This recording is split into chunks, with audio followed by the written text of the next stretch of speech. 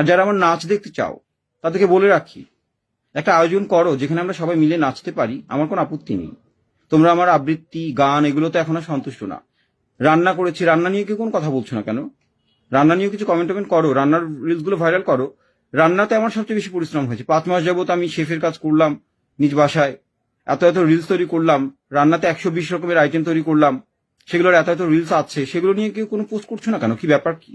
ঢাকা বিশ্ববিদ্যালয়ের বাংলা বিভাগের শিক্ষক তাশরিক হাবিব আবারও আলোচনায়। এতদিন নিজের গান ও আবৃত্তি নিয়ে সামাজিক যোগাযোগ মাধ্যমে নিয়মিত সরব থাকলেও এবার তিনি জানালেন নতুন আগ্রহের কথা, নাচ ও রান্না। তার শুভাকাঙ্ক্ষীদের উদ্দেশ্যে তিনি বলেন, তোমরা তো এখন আর আমার গান আবৃত্তিতে সন্তুষ্ট নও। 5+ স্টার রেটিং প্রাপ্ত দেশের সর্বোচ্চ বিদ্যুৎ সাশ্রয়ী ওয়ালটন এসি স্মার্ট কমফোর্ট এখন নেক্সট লেভেলে। তাহলে এবার নাচ আর রান্নাগুলোও ভাইরাল করো।